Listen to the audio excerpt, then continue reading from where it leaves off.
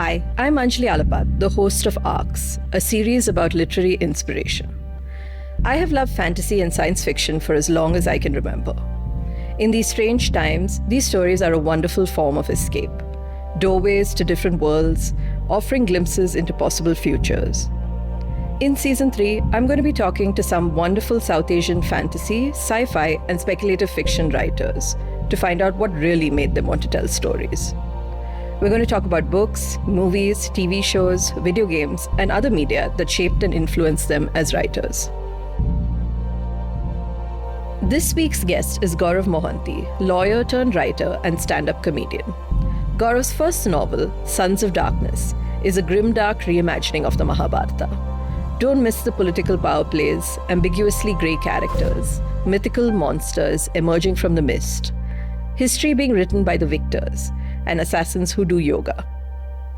Join us as we discuss Mahabharata via Westeros, political machinations, the ugliness of war, the freedom to create backstories, and charming anti-heroes.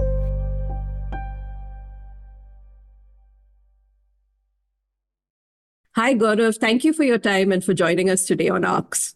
Thank you, Anjali. It's such an honor and pleasure to be here to chat with you about everything fantasy. So getting right into it, this is the first question I always ask, and I think it's an important one. Could you tell us about your journey as a writer? Did you always want to be one? Actually, I discovered the pleasure of writing in my final year of law school, when on day zero, I already had my job and it coincided with the completion of the 5 books which George R. R. Martin had released in the A Song of Ice and Fire series. I think I came across a Toni Morrison quote which said, and I'm paraphrasing here, that if you want to read a book which has not been written yet, it's your duty to write it. So in very Sanjay Leela Bhansali cinematic fashion, I decided to give it a shot and, try writing as a side hobby. But over the course of the next 4 years, I realized that I enjoyed playing Thanos, snapping my fingers and torturing all the characters in my world. And this was something which was catharsis from the law firm life that I was leading. And it was beautiful. And I never thought that I would ever finish this book. It was just something, it was an escape for me. But over 4 years, the words kind of crystallized into this concise set story that I thought, okay, readers like me would love to read. So yeah, here we are. Were there any particular books, movies, or TV shows that influenced your storytelling? You mentioned George R. R. Martin. Was he a big influence? Yeah, he was definitely the Dronacharya to my Eklavya, where I did not meet him, but I had this mental bust of him in my mind, and I hope that I could emulate his writing because a lot of writers from George R. R. Martin to Brandon Sanderson, there is this whole concept of steal like an artist when you start writing. The idea is that whichever books you enjoy reading, you look at the way they write and you start writing that way. So write the same lines and see how that particular author approaches that scene. How does the camera move in his head? So definitely a Game of Thrones was the North Star when I started writing Sons of Darkness because I wanted to see something similar in an Indian setting, which I found was missing. I mean, you have obviously beautiful speculative fiction in Indian literature scene, but none of them call themselves high fantasy. But I wanted to do this. I wanted to bring this A Song of Ice and Fire kind of writing here. I'm not saying that I'm anywhere close to the maestro, but I'm hoping that I've started on that path. And what is it about the Song of Ice and Fire that captured your imagination? And what do you think you've kind of drawn from that in your own work? I think the first thing that captured my imagination with respect to A Song of Ice and Fire was how I felt it was a reflection of the 50 Shades of Grey in Mahabharata, in the sense that you had these very dynamic gray characters who just pursued their motivations, which was very similar to the stories that we have grown up with in our lore. But now the thing with our ancient texts is, of course, they have been written thousands of years back, and they have a very distinctive way of writing where they've been described as history, or as they call in Hindi or Sanskrit, itihas. But to see that in a story format, the moment I used to see Littlefinger, I used to think of Krishna or Shakuni. I wish there were settings that way that did not picture ancient India as this village stuck in the age of wheel, constantly obsessed with just arrows. What about the sword fight? What about javelins? The siege tactics? So I wanted to get all of that. I was always interested in wars and how the way battles work, and especially the diplomacy and the politics that goes on behind. I mean, of course, Lord Krishna is a god who the entire country worships. But his beauty does not just lie in the sermons that he gave, but also the schemes he laid out for the ultimate war to take place. So I think that was something which interested me a lot as a fan of Chanakya, I guess. And before we really start discussing your work, I wanted to tell you how interesting I found Sons of Darkness. I wasn't sure what to expect. It's a retelling, if you can call it that, but it's very different to anything else I've seen in the landscape right now. And it's equal parts political thriller and dark fantasy novel, right? Yeah, thank you so much, Anjali. In fact, that's why the author's note starts with saying that, listen, this is not a retelling, it's a reimagining completely. So the same characters will not follow the same plot. And it's, I mean, I'm taking a bit of familiarity from the lore, but, just chucking them in a very dystopian ancient world.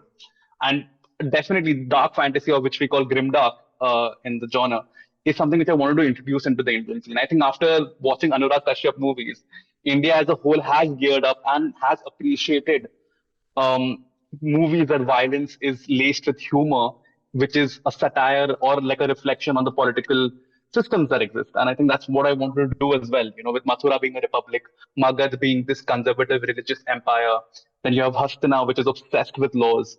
So I wanted to give each of these kingdoms a very distinct flair in terms of the thinking or the political thinking which they have. So that, I could bring them all around in a mesh and, completely go Sigmund Freud on it. And while your book is, as you said, a reimagining of the Mahabharata, there are some very recognizable elements. And there's a lot of things that will throw readers off completely. So could you tell us a bit about your world building process? There is a magic system and things like that. How did you come up with that? Right. I'll divide the question. It's easier for me to answer if I divide them into magic and world building. So I'll start with magic first. I think the magic element was something which triggered when I read The Wheel of Time. And this is the first book, The Eye of the World.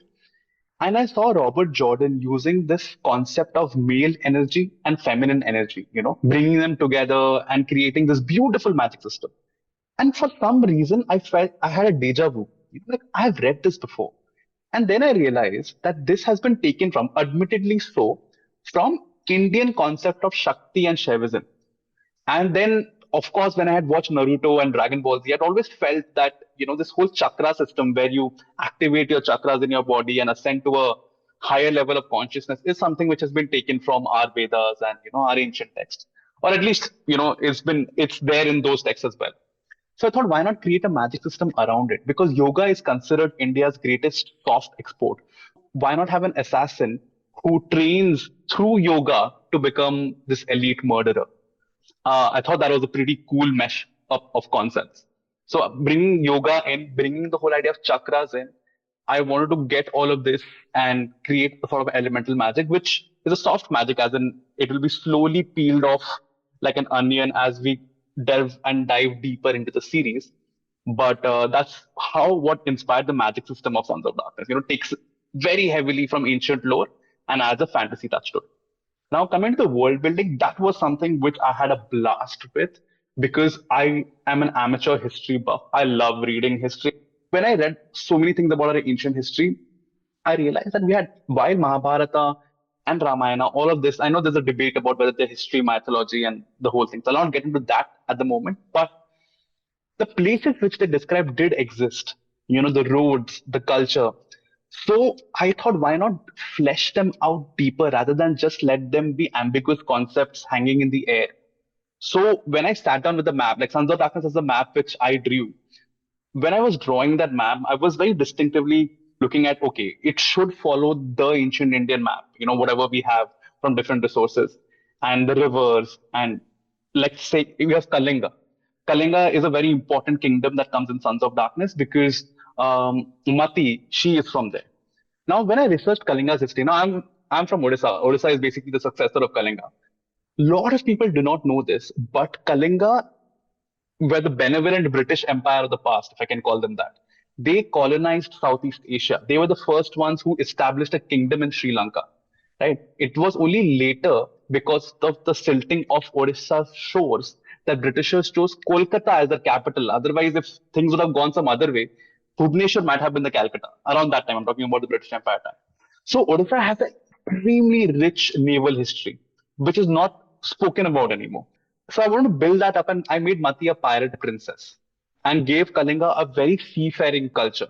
So to dive into that, to research navigational terms, to figure out how a ship works, that was exciting. I mean, I have not gone on a ship myself, but I'm hoping that I've done justice to how a pirate world might look like. And again, that's something which is not, the best of my reading, has not been explored much in an Indian scenario. But I'm hoping that, Indian pirates is something which people can rally behind. I mean, if anything that Hollywood and I guess Bollywood have shown us that we will always rally behind a charming anti-hero, you know. Absolutely. And you mentioned Mati, and what I found very interesting about this book is that the narrative and like kind of the different viewpoints that you showed us the story from, and like some of those perspectives are from complete outliers. Mati is one of them who doesn't, I think, have a huge starring role in the original epic. And there's also, you mentioned, the assassin who uses yoga. Her name is Nala or Nala. How do you pronounce? Nala. Yeah, Nala. Nala. So, these are perspectives that are definitely quite different, and they are kind of from outside of the fray, if you will. And why choose that kind of narrative device? Because it has the potential to be very complicated. Oh, absolutely. So that was the idea. The book was titled Sons of Darkness because my entire, the thought process which started Sons of Darkness was to throw a spotlight on these obscure characters which became footnote in the entire grand epic, but who I felt had so much to tell. For example, Bhanumati is just probably mentioned in two lines that she's Duryodhan's wife, right? And she's from Kalinga. There's nothing else which is mentioned about her. That gave me a lot of freedom to explore Kalinga as a kingdom from her perspective and, bring about a character who's just not a damsel in distress, but a damsel who causes distress. I love Palace of Illusions, which has been written by Chitra Banerjee Divakaruni. And the role of a girl in a very patriarchal society, as she overcomes that and finds her own agency is beautiful, and I love that. And so that's why Draupadi is also a POV character. But I wanted someone who's bad just for the sake of being bad. There is no agenda involved because she has no conscience filter, and that's what I wanted to channel through Mati. Similarly, when it comes to another outlier character, which is Eklavya, now everyone raves about the fact that Dronacharya is this amazing teacher, and in fact, India has an award which rewards teachers, and it's called the Dronacharya Award. But it always nagged me that you asked a kid, a 10-year-old boy, to sacrifice his thumb for no greater reason than just let your div student be the best. And I felt that that would have led to some psychological trauma because a lot of lore says that Eklavya, towards the end in the original epic, was killed by Krishna because he sided with Jarasandha, right? There's nothing in the middle about Eklavya and nothing after. So I love this arc. Like, okay, what must have happened to Eklavya in the interim that led him to take such a dark turn? So this was one idea of giving the obscure characters some spotlight, and I love writing from the perspective of the vanquished because history is often written by the victors. So I just wanted to give a dimension to Mahabharata from my side, which I wished I could have read. So yeah, I hope that made sense. It did. I also wanted to talk about women because you've kind of portrayed many different kinds of women in this book, which is interesting to me because of course the title is Sons of Darkness, so you don't always expect to get a lot of feminine energy in the book really. But you've really have a whole gambit of female characters. There's Satyabhama, who's my personal favorite, the warrior queen. And then there's Draupadi, who, through no real fault of her own, is forced into this marriage with five men who she doesn't really know. And then there's Nala, who's like reluctantly identifies as a woman for a variety of reasons. So, I mean, can you tell us a bit about why you spotlighted these women and like why it felt so important to look at these very different perspectives? I think there were two grand reasons, if I can pin them down at the moment. One was, of course, my fascination with badass women. Whenever I've seen the movie Underworld, where Kate Beckinsale was there, or Kate Blanchett in any movie she does, or Meryl Streep in Devil Wears Prada, for example. These are just such fascinating characters. And also, not just Hollywood, even when you see Tabu and the various negative roles she's played. And I think that's something which I enjoyed a lot. And also, our history is filled with amazing women warriors. Right? You have Rani Lakshmi Bai, Durgavati, and the list just goes on, Chand Bibi. But when you look at our mythology or our lore, there the instance of a woman actually using a weapon to fight someone in a duel is almost none or nil. I mean, there is this feminist version of Ramayana, which a lot of people say is in fact predates Valmiki's version, where Sita is the one who kills Ravan. But of course, that is not spoken about much. But that's as old as that. But I did come upon Satyabhama's story, where I saw that Krishna fell unconscious in a battle, and it was Satyabhama who picked up a sword. Now, our lore is filled with flying weapons, be it a discus or a bow and an arrow, right? But when Satyabhama used a sword to fight someone, I thought that was so wicked, right? That was amazing, like a woman in a sari, fighting a monster with a sword and vanquishing him when a god's avatar couldn't. So I think that just charmed me to no end. And I wanted to bring that in the Indian books because that is not something which I had come across. I had always come across um, the Divakaruni Draupadi characters, women in a patriarchal world trying to find agency. I wanted to change that. I wanted to have a Satyabhama who's a swordswoman, who's just not a young woman, who's married and, who is very comfortable in her own skin, but having her own insecurities. I know the book is called Sons of Darkness, but one of my major milestone markers was the idea that I want to read about badass women. It's as simple a seed as that. And that is what led to the tree of all these diverse characters. And in fact, more. For example, in the second book, you have a librarian princess who comes in, and you have a Devdasi who comes in, like a temple dancer. I wrote about it way before I saw Hiramandi. And I'm seeing Hiramandi, and I'm like, yeah, exactly. There are certain scenes like that. And I'm excited to explore that in Dance of Shadows. I'm glad we've got a little preview into what book two is going to be like. But also, I mean, this is a trigger warning for anyone listening. I want to say that there is a lot of sexual violence against women in this book also. And some of it is quite graphic. As a writer, did you feel a sense of responsibility about portraying it? And how did you go about it? Why did you feel it was important to the story? Right, that's actually a very like question that I've received, and the experiences of people reading it vary so differently depending on whether they're from India or whether they're from US or some other country. I'll give you an example. Draupadi is one character. Now, in the Mahabharata, she is married off to five men. You can't really assume that she gave consent to that because she didn't want to, and neither did the husband, neither did the brothers really were invested in this. But you kind of gave a reasoning that Kunti just said, no, share her amongst you guys. And then Krishna comes with an explanation that of some past birth prophecies being fulfilled. And then you just gloss over the fact that in a very patriarchal society, and in fact, later on scenes in the original lore, a lot of people slut shame Draupadi. But imagine a very young princess who has had no experience being shared by five husbands, right? Now, what would that lead to? Connect this with the current climate we live in India, where marital rape is still not criminalized. I'm a lawyer, so we are following this case very closely, where the matter is still pending before the Supreme Court. We're trying to criminalize a marital rape, an offense which is, by the way, not criminalized in most of the South Asian countries and African continent, right? So when I wrote this scene, Indian readers came up to me and saying that was amazing to show that, just because Draupadi married five husbands does not mean that she had an amazing life. It was only far, far later that Krishna came up with this ingenious scheme, apparently, and I'm doing quotes, by the way, I know you guys can't see, but that one husband per year. But initially, when she married them, that there was no such concept. So how would that work? So I wanted to bring about that, like how a idea of a marital rape, so that when people read it, they realize the tragedy behind such a scene. Because the woman also doesn't realize it. That's why when people are arguing this case of the Supreme Court, they're trying to bring about that women don't even know in most of the places that they can say no because of the fiction that marriage allows everything. So this is a very South Asian and an African perspective, and that's great. But now I see some like young adult YA readers from US reading this, and they're like, why did this have to be there? Why does Draupadi have to suffer so much?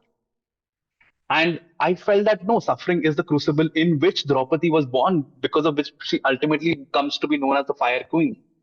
And I thought that was important to show. So that was my perspective. And the second perspective is, I would consider myself decently well read in Indian fiction. I have never seen a accurate description of war. The closest I have come to is Anand Neelakantan's Asura, where he does a very decent job. But most of them are bird's eye view of war, where people fight and it's done honorably and it's always black and white. But war is the last thing which is black and white. It's not even gray, it's just black. So when I'm writing Grimdark, my idea was to bring about the realities of war as well. I understand that from certain perspective it might be like why, but this is the genre in which I am writing. It's gritty realism, and it is not meant to be gratuitous. It's not meant to the violence in any way. At least that's what my effort was, not to titillate in any fucking way. In fact, most of the scenes happen in your mind because they're not described, apart from Draupadi's, not described in detail. So yeah, I think that was what I intended to do. But I know that this has been a burning topic, especially from the YA audience in US. But I'm hoping that when they recognize and read the culture that we come from and what we are fighting here in the Supreme Court, they might maybe appreciate why it was written. No, I appreciate it because I think also, especially when you bring out the concern of marital rape, which is something that is very real to women in India, I think it's worth kind of looking at it from that perspective. And also, we have to acknowledge that this is not written from a Western perspective or a Western gaze. And as you said, that's very helpful context. It is something that I think we are seeing more and more being glossed over in history, but are unfortunately cold reality today. Yeah, I absolutely agree. And I think it's not just me, like even George R. R. Martin, and I know I keep invoking his name, but he was constantly criticized as well. See, once you write a book, it goes out in the world and you have no control over what the reader reads. Now it belongs to them. If they don't like something, they are absolutely right in not liking it because, it's fine. Some people will like something, some people will not like something. Some people might read it in the way in which it is written, and some people might interpret it some other way. And that's perfectly fine. As long as it is done with sensitivity in your head and violence in no way becomes a way to titillate, I suppose, written gratuitously just for the heck of it. Uh, I think that's something which I strive forward to at least, that, when I write it, there is a reason why it is there and it's just not there because it has to be there. Hope that makes sense. Someone else that you mentioned who was of great fascination to me as a character was Eklavya, who I would say is the biggest dark horse in this book. Because it was a bit of a blank slate. You don't know much about Eklavya. I mean, other than this particular instance with Dronacharya, and then later we hear that he dies. From point A to point B, there is absolutely no information. So it's fascinating to me that he's become this kind of insane warlord. And what prompted this portrayal of him? Like, what kind of prompted you to take him down a dark path versus Karna, who's gone completely the opposite way? Honestly, when I start thinking of why did I write Eklavya this way, the answer that pops in my head, and I do not know if it is true, but is Moriarty in Benedict Cumberbatch's Sherlock. I don't know if you have ever seen it, but when I saw Moriarty, there was something that was so charming about this psychopath, sociopath, murderer. This humor and this innocence, which is laced with an extreme appetite for violence. With Eklavya, I wanted to connect that with the betrayal that he would have realized that was subjected to him by a teacher, crippling him in such a way that he will never be the archer he could have been. Going into that, trying to unravel the psychology of a villain. I don't know why I started thinking of Eklavya as Winnie the Pooh in a horror movie. And I just combined those two concepts and in my head. And I'm glad the way Eklavya turned out, especially the way he speaks in third person. Because I remember that time my editor, because I was indie published initially. So my editor, she's amazing, Chandralekha, but she was not comfortable with the idea of Eklavya talking in third person. So she had changed that, and I changed it back. I'm like, no, this is the hill I'll die on. The way Eklavya speaks in my head is completely in third person, and I think that is so humorous in a very shocking way when you discover what all is he up to. So I really enjoyed that. I like the fact that he speaks the way he does, and especially because he speaks in such long-winded sentences. And then when you read that sentence again, especially if you're rereading the book or you're rereading the chapter, you will see that he grasps exactly what Krishna is doing. It's hidden somewhere in that sentence. So when you reread that, you're like, okay, Eklavya is extremely smart and is figuring things out, but he has this mask or veneer of being a clown to kind of, I think, hide that. I mean, that's an interesting perspective and comparison, really. And I mean, I also wanted to talk about your portrayals of Krishna and Karna, respectively, because to me, they've been positioned as kind of opposing ends of a scale. They're both from, like in Krishna's case, rumored lower caste backgrounds, but have completely different journeys. And I'd have imagined that Ajna would be Karna's counterpart, but actually that's not really the case. I do feel like it's more Krishna and Karna. Was that deliberate? Setting them up as opposite to each other wasn't. That's something which I discovered in the reader's experience, because I constantly keep seeing on Discord chats and just random fun debates, Team Karna versus Team Krishna, and didn't intend for them to be diametrically opposite each other, because Krishna always meant to use Karna. But I love the way, and I understand where they're coming from, is because Krishna and Karna, while coming from similar origins, represent such different spectrums of mind games. Because Karna is like this Jon Snowish character who's naive and who's constantly being thrown into extremely difficult situations where he's trying to be honorable, but his only options are something which will like betray one or the other person. Krishna, on the other hand, is on top of the game. He is, pulling the strings. He's the master puppeteer. So that's why when they both come face to face with each other in the Swayamvar, and that conversation that happens where Krishna is trying to manipulate Karna, which a lot of people love. Like, I think Swayamvar is where everyone says the book completely went on a roller coaster pickup. I think that conversation really set it off, because not only did it, hopefully in a smart and funny way, explore the different perspectives of caste, especially because in India, caste is such a burning issue about whether reservation should continue or not. So keeping that in the backdrop, the conversation which happens with Krishna and Karna about the caste system, and I think that was very interesting and rewarding for me to write. But I love the way that it kind of drew a line and showed that 1 second, Karna is this nice person. Krishna is manipulating him, but Krishna is so awesome because he has come from nothing. He's also a rags to riches story. He's not being stupid as Karna. So it's completely, reader's choice. So whatever they're building up. But yeah, I did like the Karna and Arjun scenes though, when they do come up. So Your portrayal of Krishna is very fascinating to me because he is almost universally disliked. Even his own closest allies don't really seem to trust his motivations. He's always hiding something from everyone. And there's also no real mention of his divinity, which is usually a connotation with his character. So, was that a deliberate choice? Did you want to make him a man rather than a myth? absolutely. Because even if you go to the bare concept of the lore, whenever you have a human avatar of any god, you have different kinds. You have Ram, who's an avatar of Vishnu, who was blessed with divinity in a certain way. Krishna, on the other hand, his divinity comes like a little later during the war, where he brings out these elements. At least that's what I think.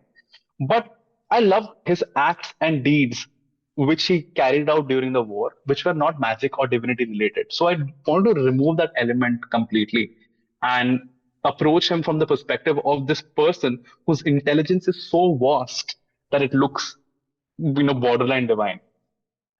In my head, Krishna was a mesh of Dumbledore meets Littlefinger, because the line which actually was the first line which I thought when I was thinking of Krishna and when his character was fleshing out it in my mind was this line which Dumbledore told Harry, that since I'm smarter than most people, when I make mistakes, the consequences tend to be far larger. And that sentence really stayed with me. So that's what I want to explore with Krishna, that this guy knows everything. He has all the game planned. He has planted so many seeds everywhere, but no man can know everything. And when he does mess up, what are the consequences? And that's what drives Sons of Darkness, right? So yeah, in fact, if you look at the front page frontispiece as well, which has been painted by Jessica, who's amazing, it's Krishna walking with a flute, facing an entire army on his own. And I wanted to show that he thinks he is a classic Leo, if I can call him that, completely self confident, borderline self obsessed. But there are chinks in his armor, and that's what I explore. How does that guide the story forward? And I think when we end this book, he's in a very unenviable position. He's grieving, he's obviously injured, the city has fallen. Is there going to be a kind of flippant perspective later on? Are we building up to something else? Because, as you said, history is always written by the victors. So are we expecting this? It feels like almost a conclusion when you know the story is not even close to being over. Oh, absolutely. I think this is just the trailer and teaser to what Krishna will unravel into, and it's almost like an origin story of sorts before the main act begins. Because I have amazing, delicious things planned for Krishna's journey. Same thing goes for Karna. But the ending of the book, or the book itself, was the first time where Krishna learns that there is a price to failure. And so that sets him on a darker theme because he's always otherwise been very humorous and very charming about everything. How does that change after Sons of Darkness? Sons of Darkness is basically the first time he bleeds. So now he's going to like heal and, let's see what the scars make him do next. And without giving too much away, the Pandavas are absolutely not the heroes so far. They've revealed themselves to be greedy, violent, very casteist, and much more. So they don't seem to have a lot of redeeming qualities. So I'm going to ask, is there a role reversal happening? I mean, I'm hoping for some nuance here. So my idea is always to, have that, as you said, the word nuance. So I am so excited, like when in the third book, Arjun comes as a POV character, because then you get to see from his perspective and his side and, the family side, because Pandavas so far have not had any perspectives to reflect what they are thinking and, how they're approaching things.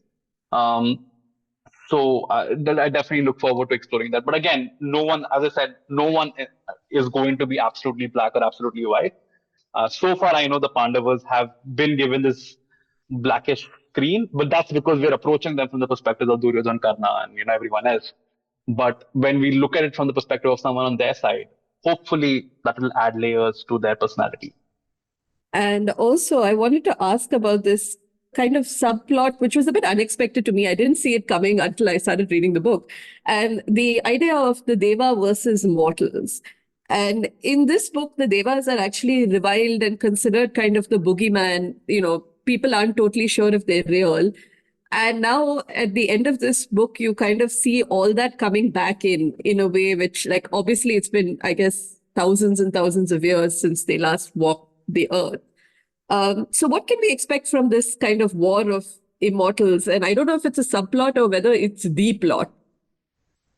I'm wondering how to answer that without going into spoiler territory, but it's definitely not a subplot. It's not a minor thing because devas are everything, and especially because the pantheon is worshipped. So I want to explore the whole idea of yajnas and the way deities and their interaction with sages. And I have built a story around that. And I'm super, super excited to really deep dive into how the devas play into this entire game and why it is happening. Because, if you read the prologue to Sons of Darkness, that's where the devas come in full force. But after that, they're mostly background. But it's the entire web, the circle of web within which all the events are happening, is all I can say at the moment. So, don't discount them. They play a major, major role in everything. Okay, that's very mysterious, but we like it. Okay, we'll wait for book two. And I mean, before we kind of wrap up, I wanted to ask how it felt. I mean, this is a reimagining, as you mentioned before, but was it a bit daunting playing in this sandbox? Was it a bit intimidating to take on? Absolutely, but towards the later part, because as I said, that I never thought that this would ever finish. Like I never imagined that I would write a book because it took me 4 years to complete it. Because law firm we have extremely long hours for what we get paid, and so this was just a hobby which I was pursuing. I was writing completely no holds barred. I was going for the throat. I didn't care. There was nothing holding me back because I never thought anyone else would read it apart from my friends who were my beta readers. Once the book was over, and then I realized, okay, now the daunting part starts because do I put my name on this or am I going to be pelted?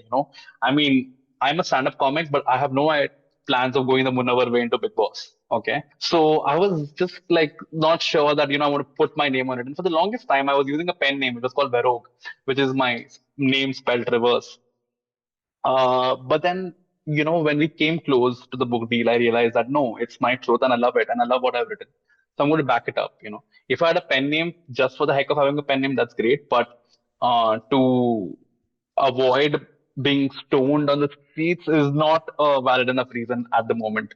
And so I was like, okay, I'm going to take my chances. And luckily, somehow it paid off because sections from who I was expecting outrage, they tend to love the book. They enjoy it thoroughly. Like the messages that I keep getting on Instagram or on my email, I know that they believe, they worship Krishna and they believe in his divinity, and they still love it. And so that's been very rewarding in a very surprising manner.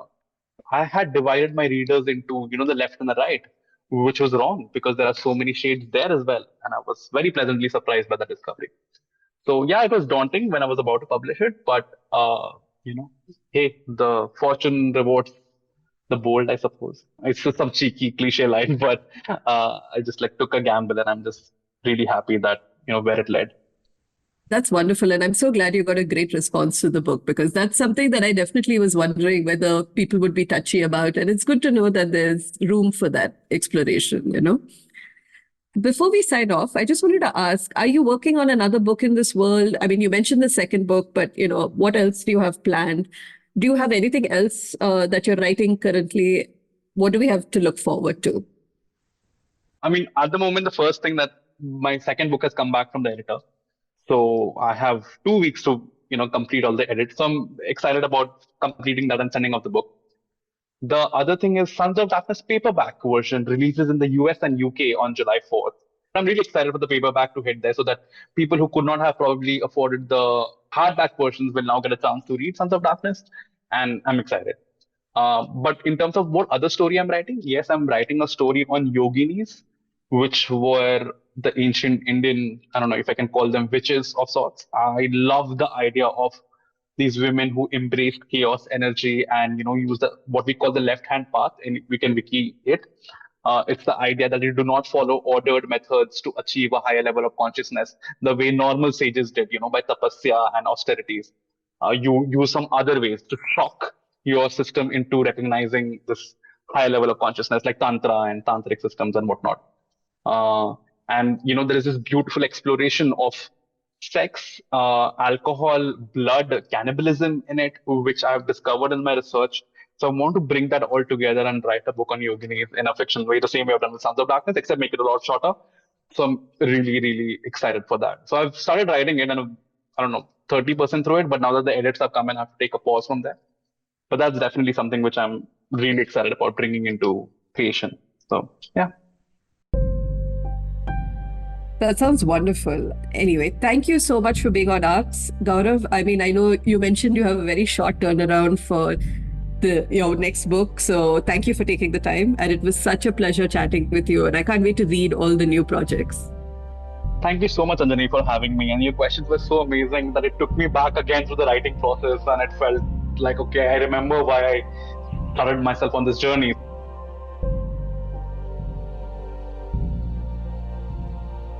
I hope you enjoyed this conversation as much as I did. You can follow Gourav on X at Mohanty Gourav 7. Arcx is a mini-series from the Subverse, the podcast of Dark and Light, a digital space that chronicles the times we live in and reimagines futures with a focus on science, nature, social justice, and culture. Follow us on social media at Dark and Light Zine or visit darkandlight.com for episode details and show notes.